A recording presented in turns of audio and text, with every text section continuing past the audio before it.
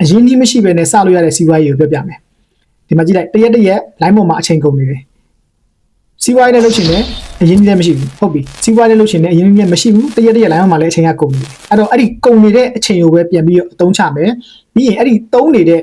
line ကိုပဲအသုံးချမယ်အသုံးချပြီးစီးပွားရေးလုပ်လို့ရတယ်တော့ဘယ်လိုလုပ်ရမလဲဆိုတာကိုတစ်ဆင့်ချင်းရှင်းပြပေးမယ်အရင်ဆုံးအခုအဲ့ဒီကုန်နေတဲ့တရက်သုံးနေတဲ့အချိန်တွေရှိတယ်အဲ့ဒီသုံးနေတဲ့ social media ရှိတယ် line ပေါ်မှာအချိန်ကုန်တယ်ဆိုအများကြီး social media သုံးလို့အချိန်ကုန်တာ Facebook ဖြစ်မယ် TikTok ဖြစ်မယ် YouTube ဖြစ်မယ်တခုခုပေါ့အဲ့တော့အဖြစ်နိုင်ဆုံးကတော့ social media ဖြစ်တဲ့ Facebook နဲ့ TikTok ပဲမြန်မာနိုင်ငံမှာအသုံးများဆုံးအဲ့တော့မြန်မာလူမျိုးအသုံးများဆုံးပေါ့နော်တခြားနိုင်ငံမှာလည်းဒါတွေသုံးကြတယ်ဆိုတော့ဒီ Facebook နဲ့ TikTok ပြီးရင်သုံးတဲ့အချိန်အဲ့ဒါကိုအသုံးချအခုဖြစ်နေတာကဘာလဲဆိုတော့ Facebook ပဲဖွင့် TikTok ပဲဖွင့်အဲ့ဒီ new feed မှာတက်တဲ့ဥစ္စာကိုလိုက်ကြည့်နေတာအဲ့ဒီမှာအချိန်ကုန်သွားတာတစ်ခုပြီးတယ်နောက်တစ်ခုထပ်ကြည့်တယ်တစ်ခုပြီးတယ်နောက်တစ်ခုထပ်ကြည့်တယ် Facebook ပြီးရင် TikTok ကိုဖွင့်တယ် TikTok ပြီးရင် Facebook ကိုပြန်ဖွင့်တယ်ပြီးရင် TikTok တစ်ဖန်ပြန်သွားတယ်အဲ့ဒီမှာသူကဂျက်ကလေးရိုက်ပြီးတော့အချိန်ကကုန်မသိကုန်ပါဘူး1နာရီ2နာရီ3နာရီခြာညဘက်ကြလို့ရှိရင်မအိပ်ဘူးမနက်မိုးလင်းကနေ3နာရီ4နာရီဖြစ်သွားတယ်အများကြီးပဲရှိတယ်နော်အဲ့တော့အဲ့ဒီသုံးနေတဲ့အချိန်တွေကိုသူတို့ပြတာကိုကိုယ်လိုက်မကြည့်နဲ့တော့သူတို့ပြတာကိုကြည့်ခြင်းအပြင်ကိုကဘာဖြစ်လဲဆိုတော့ပျော်စရာတွေကြည့်လို့ရှိရင်ကြည့်တဲ့ခဏမှာပျော်သွားလိမ့်မယ်အဲ့ဒါတွေကိုကိုလိုက်ကြည့်မင်းနဲ့ပျော်စရာကြည့်လို့ရှိရင်ခုနကမျိုးအကုသိုလ်တွေတက်တယ်ပျော်တယ်ပြီးလို့ရှိရင်ကိုဘွားနဲ့ကိုပြန်ရှင်ပြီးတော့မှငါတို့တော့မပျော်ပါဘူးလားငါဘွားကြီးအားလောက်ထိအောင်စိုးနေပြီလားတွေးပြီးတော့မှအားမရတွေဖြစ်တယ်အဲ့ဒီမှာတိုင်နေရပတ်တယ်ကြည့်တာအနာတိုင်းဖြစ်နေကိုကတော့ထော်ပြမှုဖြစ်နေကိုကကြည့်တာပဲဒါပေမဲ့ကိုယ့်အတွက်အများကြီးပဲဒုက္ခရောက်ပါတယ်အဲ့လိုပဲဝမ်းနေစရာတွေကြည့်တယ်ကိုယ်တိုင်ဝင်ပြီးတော့ဝမ်းနေတယ်ဒေါသဖြစ်စရာကြည့်တယ်ကိုကဒေါသဖြစ်တယ်ပြီးရင်ပွဲတွေလိုက်ကြည့်တယ်ကိုကဝင်ပြီးတော့အကုသိုလ်တွေများတယ်အဲ့တော့အဲ့လိုမျိုး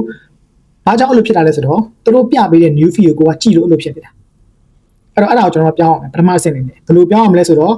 ့ကိုတိုင်ရှာပြီးကြည့်ရမယ်အဲ့ဒီမှာ Facebook မှာလည်းရှိတယ် TikTok မှာလည်းရှိတယ်မှန်ဘလူးလေး search bar လေးရှိတယ်အဲ့ဒီမှန်ဘလူးလေးကိုဝင်ပြီးလို့ရှိရင်ကိုယ့်အတွက်အကျိုးရှိမဲ့ဟာတွေကိုစပြီးတော့ရှာတော့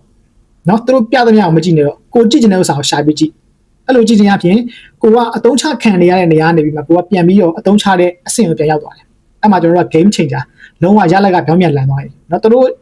်သူတို့သတ်မှတ်ထားတဲ့ social media သတ်မှတ်ထားတဲ့ algorithm ရဲ့အောက်ကိုမဝင်မဲနဲ့ကိုတိုင်းဒီဟာကိုပြန်သုံးနေသူဖြစ်သွားပြီပေါ့နော်အဲ့တော့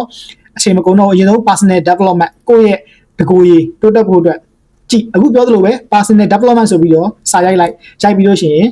ကြည့်လိုက် video တက်လာနိုင်မယ်နော်အဲ့လိုမျိုး creator တွေရှင်းပြထားတဲ့ဥစ္စာတွေ personal development နဲ့ပတ်သက်ပြီးတော့ဘယ်လိုမျိုး mindset တွေထားရမယ်ဘယ်လိုမျိုးအတွေးမြင်တွေထားရမယ်ဘယ်လိုခံယူချက်တွေရှိရမယ်စသဖြင့်ဒီလိုရှင်းပြထားတဲ့ရှိတယ်အဲ့ဒါတွေကိုဝင်ကြည့်ပထမဆုံးအနေနဲ့ကိုယ့်ရဲ့ personal development တကူရေးစားကိုကတိုးတက်လာလိမ့်မယ်ပြောင်းလဲလာလိမ့်မယ်ဒါပထမတစ်ဆင့်ဒုတိယအဆင့်ရှာကြည့်ရမယ့်ဥစ္စာကကြတော့အယောင်းနဲ့ marketing အယောင်းပိုင်း marketing ပိုင်း sales and marketing ပေါ့နော်အဲ့တော့မြန်မာလိုရှာလဲရတယ်အင်္ဂလိပ်လိုရှာလဲရတယ်ရိုက်ရှာကြည့်ဒါကိုထပ်ပြီးတော့လေ့လာအယောင်းနဲ့ marketing ပတ်သက်တဲ့ video တွေတက်လာလိမ့်မယ်အဲ့ဒါတွေကိုဆက်ပြီးတော့ကြည့်ပါဒါကိုထပ်ကြည့်ရမယ်တတိယတစ်ဆင့်ကကြတော့ content creation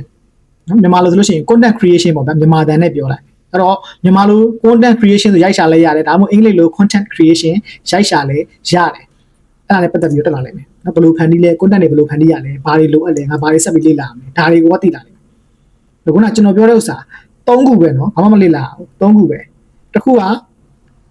personal development နောက်တစ်ခုက sales and marketing နောက်တစ်ခုက content creation ဒါတွေကိုလိုက်ရှာကြည့်ဒါ online မှာရှာလို့ရတဲ့ဥစ္စာတွေပဲ online မှာရှာအဓိကကိုကသေချာရိုက်ရှာပြီးတော့သေချာကြည့်ဖို့ပဲလိုတာဒါတွေရှာခြင်းအပြင်တစ်ဆင့်လူကပြောင်းလဲလာလိမ့်မယ်လုံးဝပြောင်းလဲလာလိမ့်မယ်ဘာကြောင့်ကျွန်တော်ကပြောင်းလဲလာမလဲလို့ပြောလဲဆိုတော့ personal development ကောင်းတဲ့အတွက်ကိုယ့်ရဲ့ခံယူချက်တွေကိုယ့်ရဲ့အတွေးမြင်တွေပြောင်းလဲလာလိမ့်မယ်နောက်တစ်ခုကအယောင်းနဲ့ marketing အယောင်းနဲ့ marketing ကိုကျွမ်းကျင်တဲ့အတွက်ကျွန်တော်တို့ customer အကြောင်းတွေနားလည်မယ်ဈေးကွက်အကြောင်းတွေနားလည်မယ်ကျွန်တော်တို့မှာရှိတဲ့ပညာရပ်ကိုပတ်စံအဖြစ်ဘယ်လိုပြောင်းအောင်လဲဆိုတာကိုနားလည်လာလိမ့်မယ်နောက်တစ်ခုကတော့ content creation ကိုပိုင်တယ် content creation ကိုသိတယ်ဆိုလို့ရှိရင်ကျွန်တော်တို့ကဒီ social media ကိုအသုံးချပြီးတော့ဒီ content တွေနဲ့ဘယ်လို empire တစ်ခုတည်ဆောက်အောင်မလဲကျွန်တော်တို့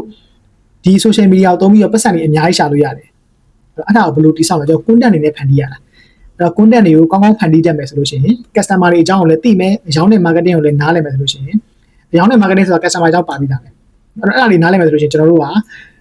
ဒီ social media ကျွန်တော်ဒီနေ့သုံးနေတဲ့ဥစ္စာပဲအချိန်ကုန်ခံပြီးတော့သုံးနေတဲ့ social media ကိုပြန်ပြီးတော့အသုံးချပြီးတော့ကျွန်တော်တို့အတွက်အကျိုးမြတ်တွေအများကြီးရှာနိုင်သွားပါလိမ့်မယ်အခုကျွန်တော်ပြောရတဲ့အထက်မှာပတ်စံ300ပါလားတစ်ချက်မှမပါဘူးနော်ပတ်စံ300တစ်ချက်မှမလို့လာ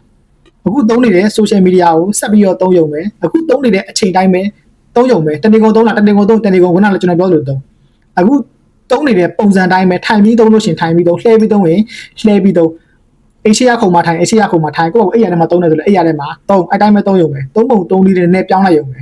သူတို့ပြတာကိုမကြည့်ဘဲနဲ့ကိုကြည့်ကျင်တာကိုရှာပြီးကြည့်တဲ့သဘောလေးပဲဖြစ်သွားတာနည်းနည်းလေးပဲပြောင်းလိုက်ရမှာဘာမှအများကြီးပြောင်းလဲကြမလို့ဒါပေမဲ့တနည်းပြည့်တဲ့ချိန်မှာတော့ရလက်ကလုံးဝပြောင်းပြန်လန်သွားလိမ့်မယ်ရလက်ကလုံးဝပြောင်းပြန်လန်သွားလိမ့်မယ်ပြီးရင်ကိုဂုံယူရဆုံးအလုပ်ကိုပြပါဆိုလို့ရှိရင်လုံခဲ့တဲ့တစ်နှစ်လုံးမှာငါသူတို့ပြတာကိုမကြည့်ဘဲနဲ့ငါကြည့်ကျင်တာကိုကြည့်ခဲ့တာပဲဆိုတာမျိုးဖြစ်သွားလိမ့်မယ်ဘဝကြီးကလုံးဝချင်းဖြစ်သွားလိမ့်မယ်ကိုအတွက်ဝင်ငွေရလန်းတွေအများကြီးတိုးလာမယ်အခွင့်အလမ်းတွေအများကြီးပဲရလာလိမ့်မယ်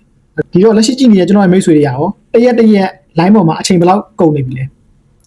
တကယ်လို့ကိုက social media ရဲ့အသုံးချတာကိုခံနေရဆိုလို့ရှိရင်ဒီ social media ကိုပြန်ပြီးတော့အသုံးချဖို့အတွက်အစဉ်သင့်ဖြစ်ပြီလား